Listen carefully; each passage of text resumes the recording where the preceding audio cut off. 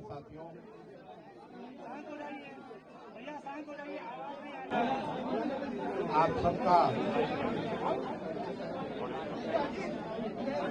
आप सबका यहाँ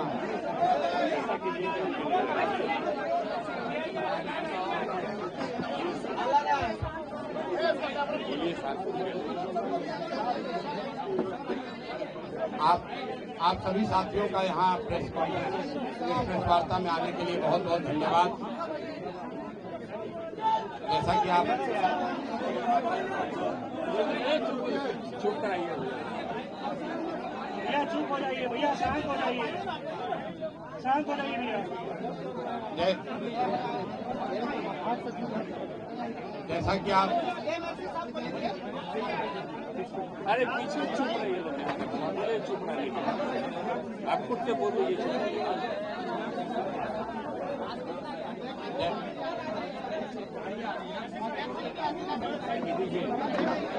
भैया भैया बोलने दीजिएगा। हेलो भैया, शांत हो जाइए, सब लोग शांत हो जाइए।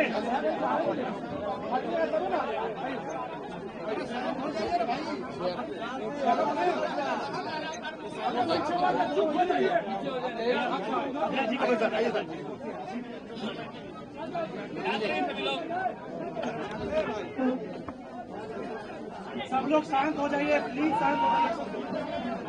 भाई जरा आप शांत होंगे तो ही बोल पाएंगे।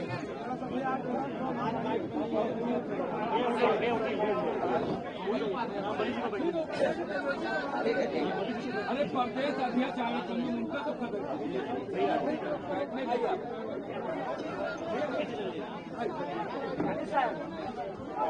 2 मिनट 2 मिनट 2 मिनट।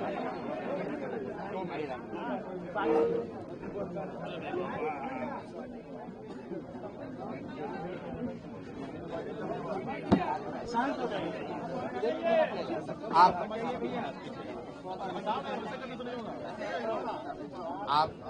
आप सबका यहाँ पर आने के लिए बहुत बहुत शुक्रिया। जैसा कि आप देख पा रहे हैं, 2 घंटे पहले जिस प्रशांत किशोर को बिहार पुलिस पकड़कर बेउर जेल ले गई थी, कोर्ट ने, माननीय न्यायालय ने हम लोग के अनुरोध को स्वीकार करते हुए अनकंडीशनल बेल, कोर्ट ने अनकंडीशनल बेल दिया है, जिसकी वजह से मैं अभी 1 घंटा पहले वापस यहाँ पर आया हूँ और आपसे मुखातिब हूँ।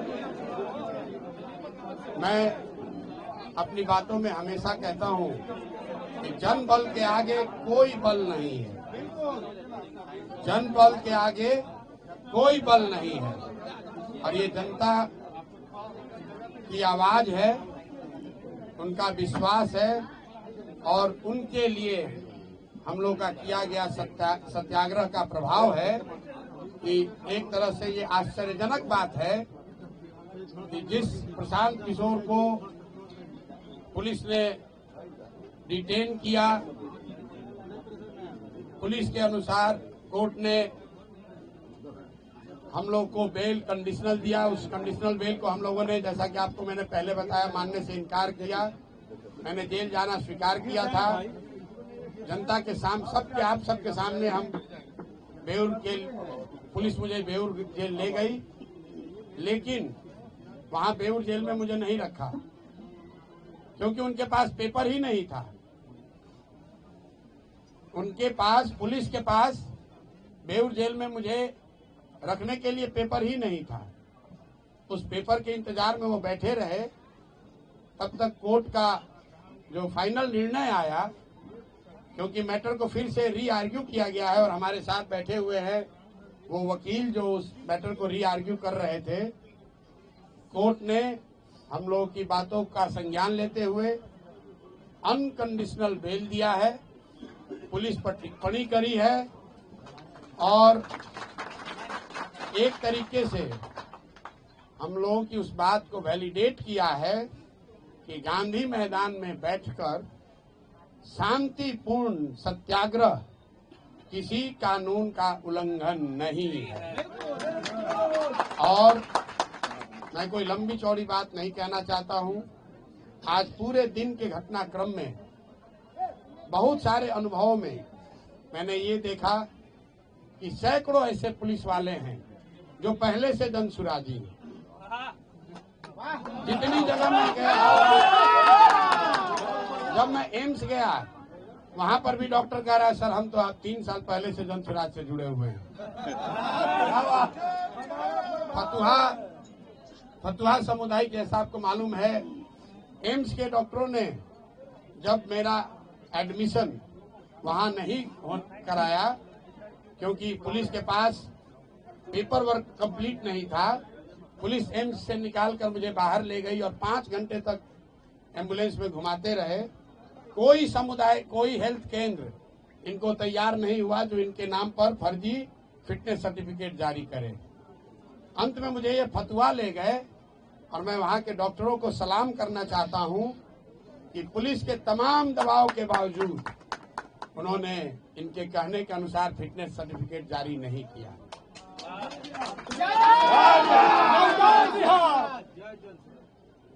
पुलिस वालों में भी जब मुझे फतुहा सामुदायिक केंद्र से पुलिस वाले लेकर पटना आ रहे थे तो कम से कम 3 या 4 पुलिस कर्मियों ने मुझे बताया कि सर जो आप लड़ाई लड़ रहे हैं हम लोग भी बीपीएससी का एग्जाम अभ्यर्थी हैं। एक ने तो बताया सर 2009 में मेरी बहाली भी हुई थी, हम लोगों ने बड़ा संघर्ष किया था, तो जो आप काम कर रहे हैं ये बच्चों के भले के लिए कर रहे हैं, हम अपने नौकरी से बंधे हुए हैं लेकिन आपका पूरी तरीके से समर्थन करते हैं।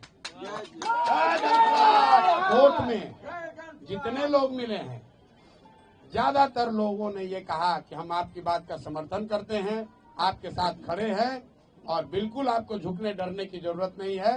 तो मैं बिहार के हर उस आदमी का धन्यवाद करना चाहता हूं जिसने इस आज की लड़ाई में जनसुराज की विचारधारा पर, हम लोगों की ईमानदारी, सत्यता और सत्याग्रह पर विश्वास रखा, हम लोगों की मदद की। मैं सबका तहे दिल से शुक्रिया अदा कर रहा हूं और साथ में एक अंतिम बात कह के खत्म करूंगा। मेरा अनशन जारी था, जारी है और आगे जारी रहेगा। आज पुलिस के तमाम प्रयासों के बाद भी मैंने पूरा दिन सिर्फ पानी पर ही बिताया है और मैं ये अनशन वापस नहीं ले रहा हूं। आज रात में युवा संघर्ष समिति की आज ही रात में बैठक होगी और अनशन के जगह और इसके स्वरूप की घोषणा कल मैं आपको करूंगा। मेरी बात अब खत्म हुई। मेरे साथ वकील साहब बैठे हैं। कोर्ट में क्या हुआ और क्या निर्णय आया उस पर अगर कुछ प्रकाश ये डालना चाहते हैं, इनसे अगर आप कुछ सवाल पूछना चाहते हैं तो पूछ सकते हैं। एक बात मैं फिर कहूंगा जो मैंने पीछे कभी प्रेस कॉन्फ्रेंस में कहा है कि सरकारी अधिकारियों में कुछ लोगों में हीरो बनने की आदत हो गई है। पेपर नहीं है, जबरदस्ती पकड़ कर ले गए। गुनाह हमने नहीं किया है, हम पर कोई चार्ज नहीं है, हम पर अपना वर्दी का रोब दिखा रहे हैं। तो आज कोर्ट ने ये दिखाया कि रूल ऑफ लॉ लागू है, ये बनाना रिपब्लिक नहीं है। बिहार सरकार के अधिकारी मनमानी नहीं कर सकते हैं, ना प्रशांत किशोर के साथ और न जिनके साथ प्रशांत किशोर खड़े हैं। अगर आप मनमानी करोगे तो कोर्ट यहाँ है और हम लोग कल ही अगले 2 दिन में जैसा पहले वादा किया है बीपीएससी के परीक्षा के लिए कल हाईकोर्ट खुल रहा है और कल नहीं तो परसों हम लोग हाईकोर्ट में मूव करेंगे और प्रयास करेंगे कि सत्याग्रह के साथ साथ जो लीगल सहायता बच्चों को दी जा सकती है और जो अनियमितता हुई है, जो लूट हुई है, जो बच्चों के नौकरियों को 200, 100, 150 करोड़ में 1-1.5 करोड़ में बेचा गया है, ये 1000 करोड़ से ज्यादा का घोटाला हम लोग चुप बैठने वाले नहीं हैं। इसलिए नहीं कि 1000 करोड़ रुपए का घोटाला हुआ है, इसलिए कि ये बिहार के सामान्य परिवारों के, गरीब परिवारों के उन बच्चों के भविष्य का सवाल है जो 3-3, 4-4 साल हाथ तोड़ मेहनत करते हैं इस सपने और इस विश्वास के साथ कि मैं पढ़ूंगा तो मैं भी सरकारी नौकरी कर सकता हूं। और ये शिक्षा माफिया, भ्रष्ट बीपीएससी, नीतीश भाजपा की घटिया सरकार, ये लोग उन बच्चों के सपनों पर पानी फेरकर 30 लाख 50 लाख 1 करोड़ में नौकरियों का सौदा कर रहे हैं, तो इस पर अब हम लोग चुप रहने वाले नहीं हैं। मैं सभी बिहार के छात्रों से, युवाओं से, महिलाओं से, समाज के हर उन वर्ग से अपील करना चाहता हूं, जिस पर भी नीतीश के इस लाठी तंत्र ने अत्याचार किया है, आप आइए, आगे आइए, इनको झुका कर रहेंगे, क्योंकि जन बल के आगे कोई बल नहीं है।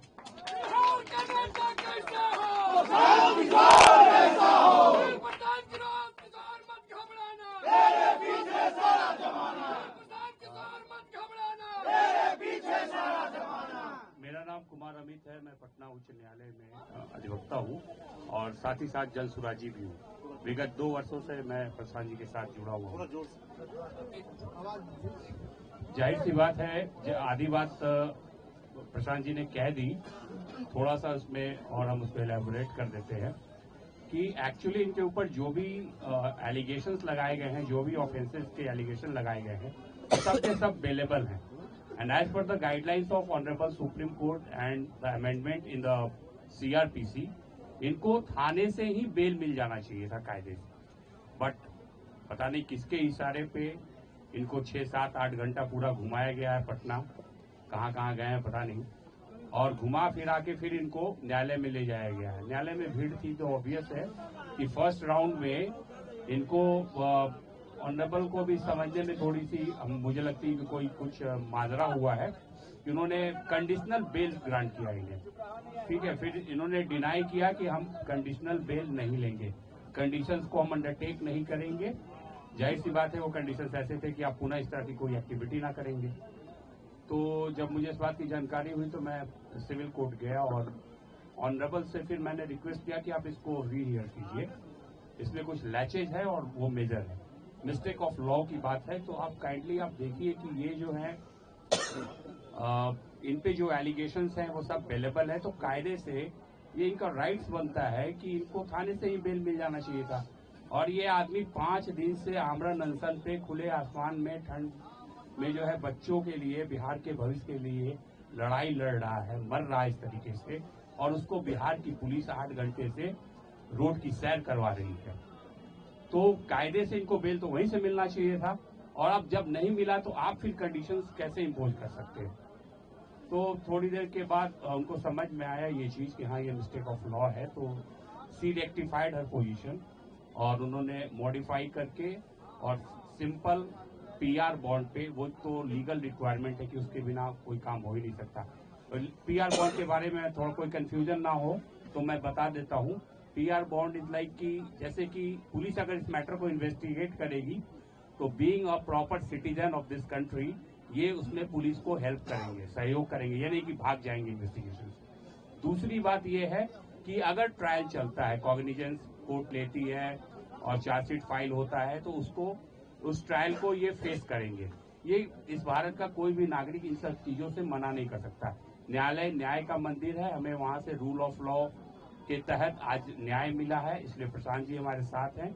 और प्रशांत जी की आगे की लड़ाई, प्रशांत जी की खुद की लड़ाई सिर्फ नहीं है, इस राज्य की लड़ाई है, इस राज्य के बच्चों की लड़ाई है, उन सारे अभिभावकों, वो सारे लोग जो होप्स और एस्पायरेशंस रखे हुए हैं इस मूवमेंट के साथ, उन सब की लड़ाई है। Thank you. सर अपना नाम बता दीजिए। कुमार अमित। एक मिनट सवाल लेने से पहले मैं उन सभी साथियों का, मेरे युवा वाहिनी के साथी, मेरे संगठन के लोग, जो युवा संघर्ष समिति के छात्र हैं, वो जो मेरे सीनियर साथी हैं, यहाँ रामबली जी बैठे हैं, पार्टी के अध्यक्ष मनोज भारती जी बैठे हैं, बगल में ललन जी बैठे हैं, और बहुत सारे लोग, अजय द्विवेदी जी हैं, अरविंद जी हैं, मैं नाम नहीं गिना सकता हूं। कुछ ऐसे लोग जिनकी उम्र 60 वर्ष 70 वर्ष है, यहाँ आफाक अहमद साहब हैं, एमएलसी हैं, 60-70 वर्ष की उम्र में भी, मैं इनको बूढ़ा नहीं बता रहा हूँ, लेकिन 60-70 वर्ष के उम्र में भी इस कड़ाके की ठंड में जब हम लोग अनशन पर बैठे थे, तो इसमें शायद ही कोई साथी है जो हमको वहां से छोड़कर आया है। पूरी रात ये लोग बैठे हैं। तो जो भी साथियों ने, चाहे वो जनसुराज से जुड़ा हो या जनसुराज से नहीं जुड़ा हो, जिन साथियों ने इस सत्याग्रह में अपना योगदान दिया है, अभी तक सत्याग्रह आगे भी चलेगा, इसलिए खत्म नहीं होने वाला है। लेकिन जिन्होंने भी अपना योगदान दिया है, अपनी जान जोखिम में डाली है, इतनी सारी महिलाएं अपने बच्चों के साथ वहां ठंड में रह रही थी। मैं सबका धन्यवाद करना चाहता हूं, सबका तहे दिल से शुक्रिया अदा कर रहा हूं और आपको विश्वास दिला रहा हूं कि जिस सत्यता, ईमानदारी और शुद्धता के लिए आप जन सुराज में जुड़े हुए हैं, हम सब लोग इस बात के लिए कमिटेड हैं कि आपके विश्वास पर खरा उतरने के लिए कोई हर संभव प्रयास करेंगे। कोई हमारे आचार विचार व्यवहार से ऐसी कोई बात नहीं होगी कि आपके विश्वास पर, आपके भरोसे को कभी ठेस लगे। बहुत बहुत धन्यवाद। अब आप सवाल कर सकते हैं। आगे आपका अनशन जारी रहेगा, आपने कहा है, तो अनशन की जगह क्या फिर से गांधी मैदान होगी और अनशन का स्वरूप क्या होगा? मामला तो गांधी मैदान में ही निपटाया जाएगा। अगर शुरुआत गांधी मैदान से हुई है तो ये प्रशांत किशोर की बात नहीं है, बिहार के युवाओं की जिद है, नीतीश कुमार की जिद वर्सेज बिहार के युवाओं की जिद। जीतेगा तो बिहार का युवा ही, यहाँ के अफसर भी जान लें और नीतीश भाजपा की सरकार भी जान ले। मैं भाजपा का बात बार बार कह रहा हूँ, ये सरकार में बैठ के मलाई खाने वाले भाजपाई इस पूरे प्रकरण में एक शब्द भी नहीं बोले। एक बिल्कुल, अरे हमारी आलोचना तो करेंगे। ये इतने बुजदिल लोग हैं कि नीतीश कुमार ने भाजपा नेताओं को दौड़ा दौड़ा कर लाठी से मरवाया और पद के लालच में आज ये भाजपाई नेता उसी नीतीश कुमार का गुणगान कर रहे हैं। ये भाजपा का चरित्र यहाँ है। युवाओं की बात करने वाले मोदी जी की पार्टी युवाओं को लाठी पड़ रहा है, युवाओं के साथ सबसे बड़ा धोखा हो रहा है और भाजपा का एक बयान, एक